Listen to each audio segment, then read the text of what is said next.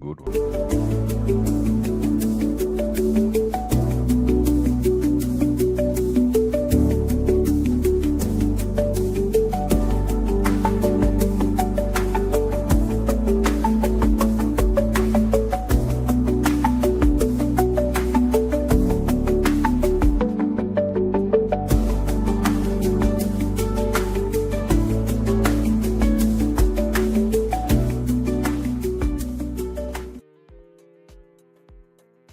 BlackRock is saying that investors are looking towards Bitcoin and that the dollar is losing its shine. Guys, it is Wednesday, July 23rd, 9:30 my time, 12:30 Eastern time. Guys, let me know where you're watching from in the world right now. Welcome back to another live stream here at the Coin Zone. I'm your host, Paul Matt.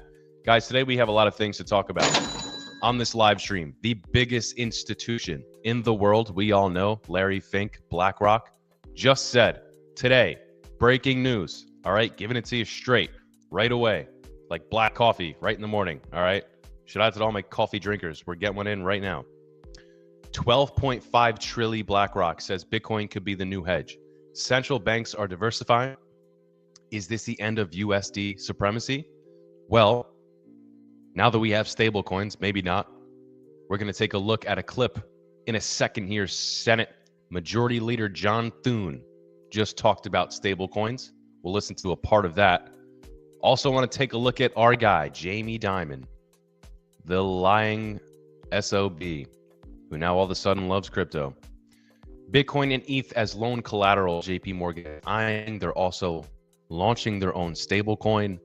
This man went from publicly crapping all over Bitcoin and crypto to now pretty much using it all for his company so they don't go under. Who saw that one coming? We all did. Oh, Jamie, here we are, the sauce. Internal plans suggest crypto-backed loans could launch by 2026. BTC and ETH would be used as collateral, assets stored by third-party custodians to stay Basel III compliant. Well, look, guys, PNC is partnering with Coinbase. JP Morgan's doing the thing, Bank of America, Wells Fargo. This is just the name of the game. This is the future. All right. All banks can now work with cryptos. Scott Besson said it. Paul Atkins, David Sachs, all these guys are giving everybody the green light here. In the TradFi world, in the banking world, this is what's happening, guys. This is legit. All right. The dollar is losing its shine. This is the mainstay. This is the main topic of when I've created content before the Coin Zone. The main thing I focused on was the dollar losing its value over time and what can you buy to make sure that your purchasing power isn't going down with it. That's the whole point. That really is the whole point of all of this, of everything. What's the point of cashing out crypto and putting it back in the dollar if over time the dollar's just still going down? So we got to think about these things really in depth, and we have to really make sure that we're positioning ourselves for the future, not setting ourselves up for failure. Because if you continue to hold on to the dollar, and now even the largest asset manager in the world is telling you this too, it's pointless. It's losing its shine. And now he's saying not just us, right? Not just me as Larry Fink, who's continuing to buy a crap ton of Bitcoin, but now our investors are wanting to diversify into Bitcoin too. Does this surprise me? No. Doesn't surprise me at all. Other allocated global reserves, USD reserves, gold reserves, Bitcoin is going to be heavily outpacing all these lists. We already saw, like a year ago now when BlackRock launched the ETF for Bitcoin, it broke all records. It shattered gold records in regards to the amount of inflows it saw in the first 30 days or 60 days or 90 days, whatever it was. Shout out to the 29 people with me right now on this Wednesday morning, guys. Let me know, chat. Leader, what's good, brother? Let's go. Appreciate you for getting in on here, bro. You get the favorite sound effect of mine. Leader, appreciate you, brother. Tapping in on X. That's how we're doing it, guys. 33 of you guys here. Yes, that's it. Let's listen to a little bit of what Senate Majority Leader John Thune has to say about digital assets. They are the future, and we must ensure America is at the forefront. I'm not going to play a whole lot of this. He talks about stables. Let's just listen to a little bit, see what John has to say.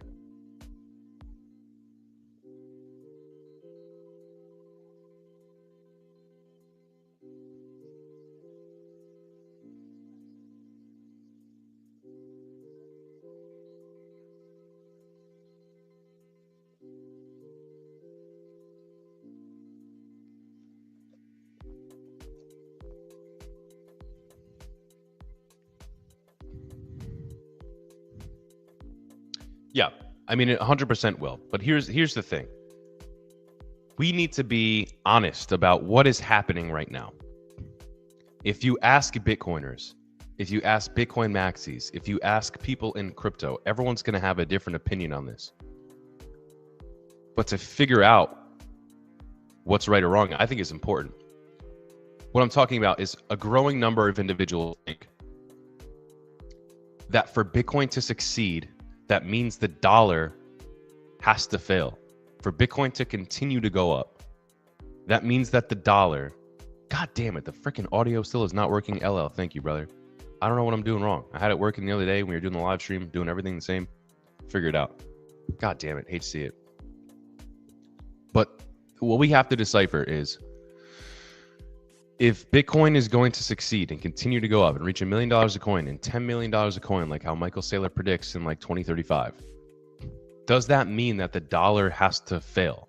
That the demise of the dollar has to happen? Plenty of people think yes. Plenty of people think no. Scott Bessent and Donald Trump happen to think that stablecoins will make sure that the dollar continues its global dominance. I happen to think that makes sense. And I agree with you, leader. Our fiat saving it's a risk. If you are not exposed to any digital assets, to real estate, to gold or anything, you're just holding dollars. I mean, I agree. To me, that is much more of a risk than your money elsewhere.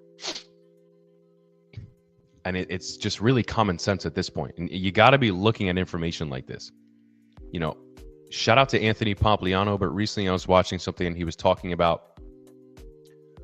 since 2020, 30% of the dollar has lost its purchasing power. So guys, just in 5 years, it lost 30%. Like, how does this make any sense? Since 2008, things accelerated. Crypto is the hedge. But guys, this is the obvious situation on what's actually playing out right now in front of our eyes. Crypto is becoming the hedge, and not just for older billionaires who are hip and smart to this type of thing. Bill Miller, I think 60% of his net worth is Bitcoin. Bill Miller is one of the best investors of all time. He's a billionaire. I mean, Tim Draper, billionaire, all over Bitcoin. There's so many billionaires just buying up Bitcoin because they understand that this is the hedge against the dollar. This is the changing of the world right now. If you're not looking at this, if you're not understanding that the president of the US is buying a crap ton of Bitcoin and ETH right now, I think you're missing out. And you know, I don't even want to tell you guys, oh, the next 6 months and year and this next bull run, you're going to do crazy well, we're all going to get rich. That's not even the point here, guys. It's not about insane gains and then you disappear forever and everyone thinks you're sick and you flex and everybody you went to high school with. Like, no, this is about longer term. Have a longer term mindset. Yes, I'm hoping to take some gains in the next 6 months or 12 months or so, but that doesn't mean I'm out of crypto forever after that. This is a shift. I use the Coinbase card to spend USDC. I'll probably get the Cardano card when that comes out.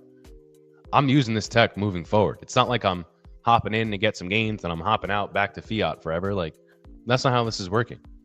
So if you're new here, guys, let us know in the comments. Make sure to subscribe to us as well, because we're not just trying to set you up for, you know, get a good bag here soon. Yay, bull run. No, guys, we're trying to give you education. We're trying to let you know that this technology is influencing and enhancing the traditional world, and the two worlds are starting to merge. And you have the biggest hedge fund manager in the world telling you what's going on. And if you look at their buys, They're buying right in front of your face all day, every day, all day, every day. Shout out to Nike. We're out here running these streets. All right. This is what's going on. Jamie Dimon, JP Morgan. Look at him. Got to get in on it. May 2025 allowed clients to buy BTC, but not custody it. June 2025 accepted spot ETF, crypto ETFs as loan collateral. This is the big deal. This is a huge deal. The loan collateral. Why is it a huge deal? Well, we're seeing Genius, the Clarity Act, ease restrictions. And now we're seeing Coinbase, for example, be a leader in using collateralized loans with Bitcoin. This is an insane future, guys. What Bill Pulte is doing for homeowners, allowing you to use crypto for a mortgage, allowing you to use your rent payment history as opposed to your credit score or this and that. These guys are making things easier for our generation using this technology. That's an incredible use case right there. There's a quadrillion use cases for crypto, and I think people continue to downplay it all, especially with Bitcoin. Like, that's just one obvious one right there. If you have a certain amount of Bitcoin and you need to buy a house and you can use the Bitcoin for that house, people are going to do that. It's just obvious, especially if you can borrow against your Bitcoin. That way you're not even selling it off. But this is what we're focused on here today, guys. Let's just continue on this bullish wave. CZ says the altcoin season index is ticking up. FOMO season soon. I mean, he's absolutely right. And stay tuned, guys, because we shot a video yesterday about the Genius Act, about things heading into altcoin season. We shot an altcoin season video. It's going to be coming out here soon. But yes, FOMO season is for sure right around the corner. Altcoin season is for sure right around the corner. All right, and stay tuned for that video because we're not going to be kicking everything just how everybody else is. We're going to be giving you slightly different information from a detective standpoint. You know, I'm a detective here at the Coin Zone, and we're giving you guys all the insider truths, all the hidden truths about crypto and money. That's what we do here, guys. Now, I just want to say this and show this real quick. I just talked about Bill Pulte, right? Just talked about how this man is, well, Donald Trump, even shout him out, doing an incredible job with Fannie Mae, Freddie Mac, director of the Federal Housing Finance Agency. All right, doing a great job. Now, back to the Fed, back to Jerome Powell. Is bro going to be gone soon? I think at this point we can all confidently say probably. All right, so Jerome Powell gone. Fed needs a new chair. Scott Bessent, they've already been looking for a while now, supposedly. Chamath Palihapitiya on the All In podcast, I believe, talked about this as well. But Chamath made billions off of an early round employee or investor of Facebook back in the day, I believe it was. Bro is incredibly wealthy. Very smart. He has good takes on here. So if Jerome Powell's gone, will Bill Pulte be the one to replace him? According to Chamath, I think the Fed chair needs to be someone who understands rates because they actively participate in bond markets, or someone who understands rates because of expertise in housing and mortgages. He said Bill is all of these and would be excellent. Bill's doing a good job right now already, as I said, continuing to follow the president's orders in utilizing cryptocurrencies to make enhancements to the everyday person here in America. And there's a plenty ways that they've already been doing that. So if we can see Bill become the new Fed chair, we would instantly see rates being lowered. And I saw a tweet yesterday, I think it was from like Benjamin Cowan, shout out to him, I forget who it was from. But they pretty much just highlighted Jerome Powell's, timeline here, especially with this year. And I've said it before too, like I would never take that role. That is an impossible role. And Benjamin's tweet was, Jerome Powell basically did his job correctly. All the things that he needed to do and get done and accomplished being in that seat, He pretty much did. Now, in the past 6 months or so, you can for sure say most of it was because of what Trump was doing. But at the end of the day, if everything's basically where it needs to be and people are calling for you to resign, like, that's just a tough position to be in. Again, I would never take that role. The Federal Reserve is a private institution. No one even voted ever for Jerome Powell to have that seat. It makes no sense. Right now, Donald Trump is getting rid of 25% or something like that of IRS agents. I think that they need to turn their attention to the Fed. IRS and the Fed. That's the two things. If Trump really went after those during his time, I mean, like, wow. Wow. That would be huge. That would really be huge. And again, if you want to see proof of what doing things like that, coming after the IRS, the Federal Reserve, stopping to print money, being more responsible, libertarian / Austrian economic values. You know, I'll talk briefly about Javier Milei on this channel because it's not too crypto related, but Javier Milei of Argentina is completely turning around the country. He's doing it in such a short amount of time, and he's doing it with capitalist values, Austrian economics. And we are seeing a bit of that with Trump here in the US. Outside of the $5 trillion of printing, which I'm very upset about, everything else I'm on board with. But if we can find a way to combat the long-term inflation we're going to see and grow like crazy, which is what Trump is trying to promise, I think it's doable. Again, I just don't know how long that's going to last for. I don't know how sustainable that is. So it could give us a really good life in the next 5 years or so. But as we said, the big, beautiful bill is spending $5 trillion over the course of the next 8 to 10 years. So we got to find a way to combat that. And when you slash government programs, you continue to do all these things, you're going to see things happen. That's just facts. All right, guys. Some last piece of news here. Jack Dorsey's Bitcoin company Block to join the S&P 500 today. This is what, now the second or third in the last couple weeks joining the S&P? Bitcoin and crypto companies are starting to take over. All right, we did a short yesterday. Strategy and Michael Saylor bought more Bitcoin yesterday. They now have around 3% of the total supply. This is how much of an impact Wall Street has had in around a year, guys. Just a year, basically. A little over a year, I guess, 2 years maybe now. Bitcoin has been around for 16 years. We're talking Wall Street's been in for 10% of that or something.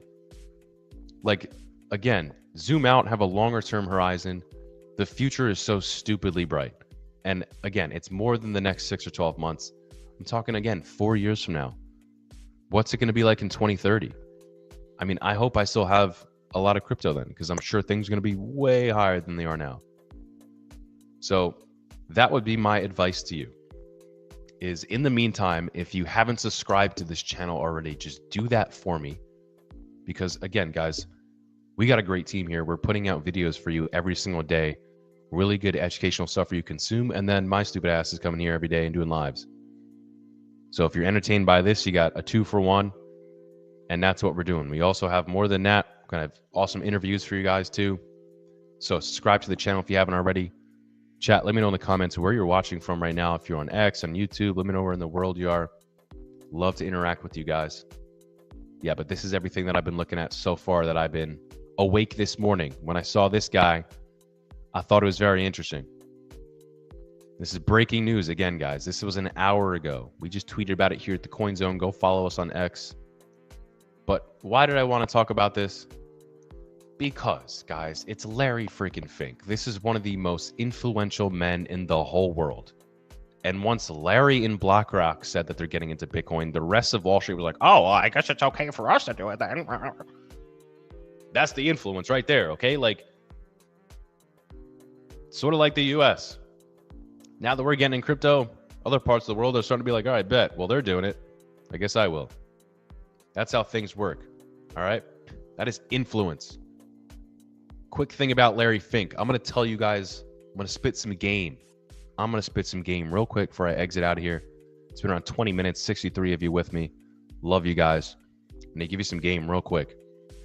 Larry Fink, if you want to learn about algorithms, two individuals stick out before any of this algo starting to dominate social media and this and that. Two individuals figured out algos way before the rest of the world did. That first person is Jeff Bezos, using cookies way back in the day, 20 years ago, to target you with specific things and products on Amazon.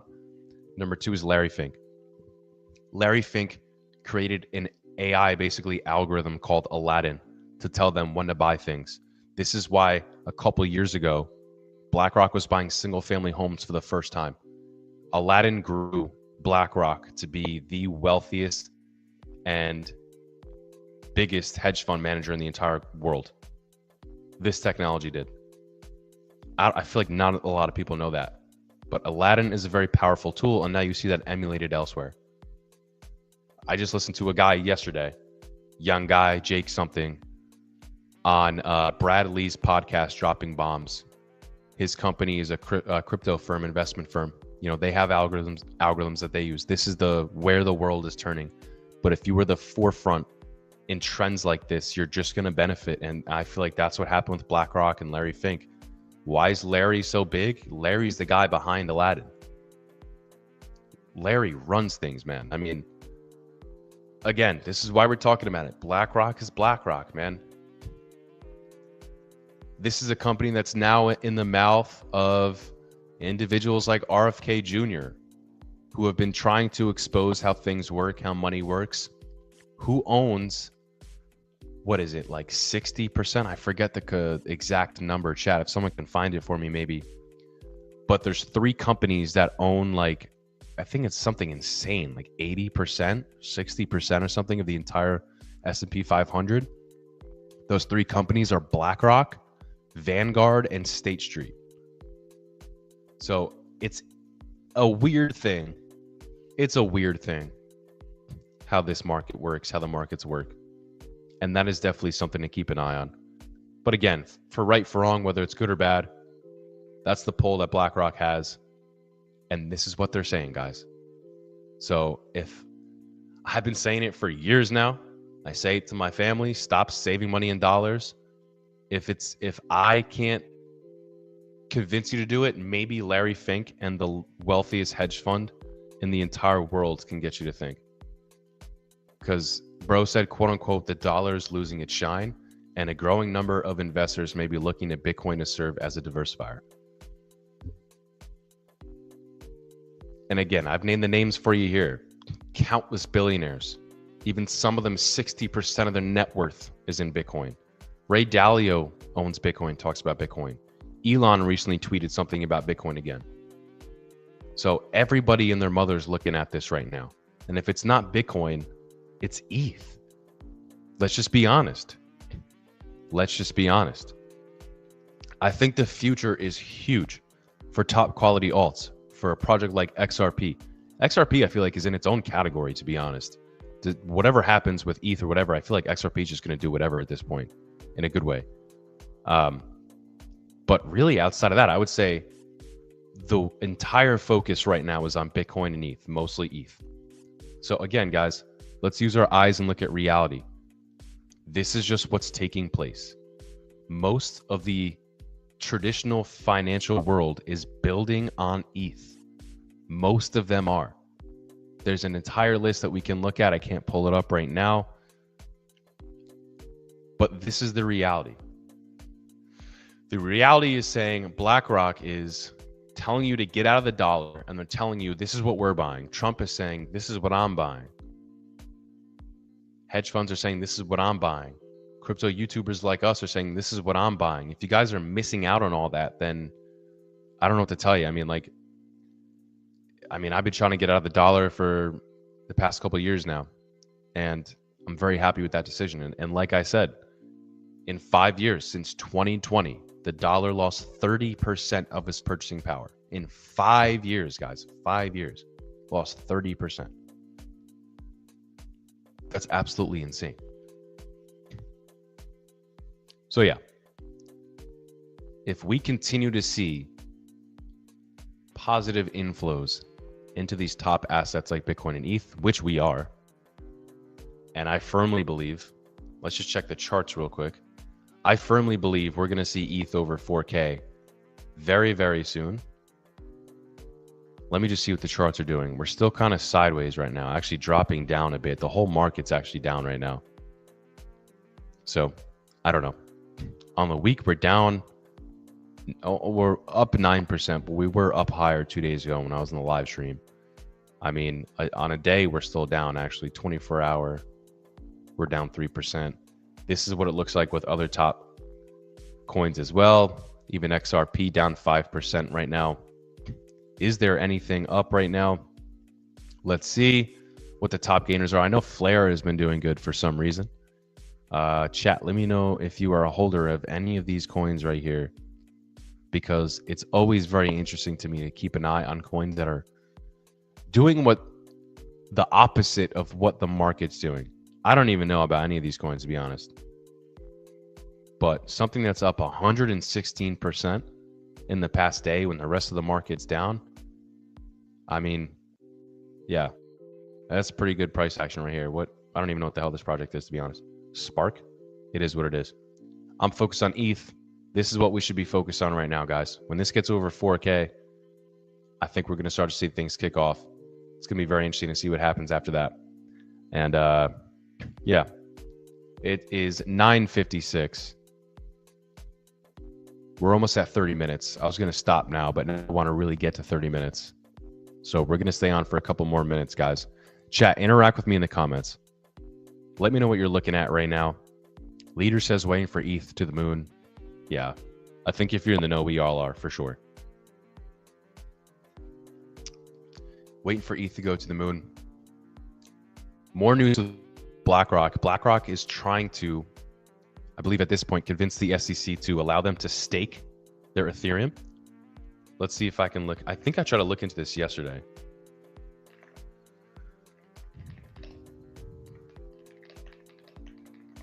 All right, I'm just going to type some keywords into there. BlackRock has filed an application with the SEC to allow staking for its iShares Ethereum Trust. This filing submitted by NASDAQ on behalf of BlackRock proposes that the ETF could stake all or a portion of its ETH holdings through authorized staking providers. Yeah, and I also know that that Coinbase just offered to help the S&P 7 get some BlackRock on their balance sheets. As of right now, Tesla is the only one that has Bitcoin on their balance sheet. Think about how early we are, guys. You have BlackRock telling the world, hey guys, let's get out of the dollar. Thing is trash. I think Bitcoin's the answer. And knowing that 6 out of the 7 S&P 7, Magnificent 7 companies don't have any Bitcoin, that's absurd. That is absolutely absurd. Tesla's leading the way. I mean, it's absolutely absurd. But yeah, I think this is insanely big too. I saw recently 20-something%. I could be a little off with this number. I saw this stat yesterday. 20-something% of all ETH is staked. I mean, that's damn good. I didn't realize that. But if you have Wall Street starting to stake too, wow, that's going to be big for TVL. That's going to be big for the network. Yeah. I mean, this was last week, 3 days ago, a couple days ago. Let's see what's happening. Let's click on CoinDesk. Actually, let's see if we have an updated one here. There's one from 3 days ago, but yeah, I mean, this would be huge news. This would be huge news. Cointelegraph. Let's just read Cointelegraphs real quick, because if this passes, I think this would be huge for Ethereum. If Wall Street can earn yield on something that already appreciates extremely nicely, and they don't have to do a single goddamn thing. I mean, that is wow. So the NASDAQ Stock Exchange filed an application with the U.S. Securities and Exchange Commission on Wednesday, this was last week, on behalf of BlackRock to add staking to the asset manager's iShares Ether ETF. If the application is approved, the fund would give investors exposure to staking rewards accrued from using the underlying Ether as collateral security for Ethereum's proof of stake consensus algorithm. So, In May, the SEC released guidance classifying staking rewards earned from validation services on proof-of-stake blockchain networks as earned income rather than securities transactions subject to capital gains.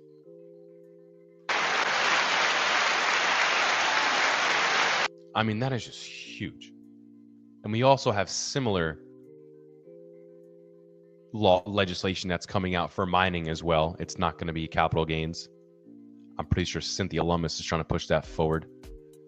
If it wasn't included in the Genius Act, I honestly don't even remember. I got to take a look again. But I mean, this is just crazy. Yeah, BNB is hitting an all-time high on its 8th birthday. Wow, CZ, great for you, man. 8th birthday. If you're a holder of BNB, let me know. BNB, we looked at a chart from BNB yesterday in regards to altcoins. Yeah, they passed their February spike on BNB specifically, meaning we haven't had this much retail in crypto since February. And before that, it was, guess when it was? 2021, last bull market. So those are huge indications, guys. Huge indicators. But this is what I'm looking at right here. Got to look at what Coinbase, got to look at what BlackRock, got to look at what Donald Trump is doing. I mean, that's what we're doing. You know, we're giving you the breaking news every single day here, guys. And I appreciate you if you tuned in, if you're with us this whole time, guys. Give us a subscribe on YouTube. Give us a follow on social media.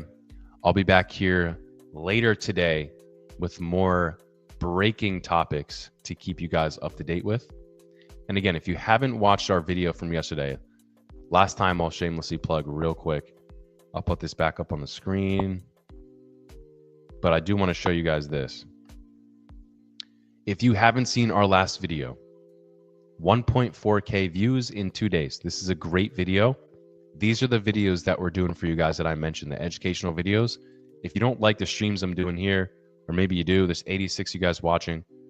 If you guys want something different from the lives that I'm doing here, more concise, more planned out, you know, this is kind of just me coming here with topics and stuff I want to talk about with you guys.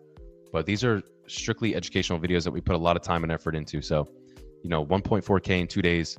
Go watch that one, guys. Go share with your friends, your moms, your dads, your dogs. Make sure to subscribe to the channel and stick around for later today because I'll be back here doing a live. So stick around, guys.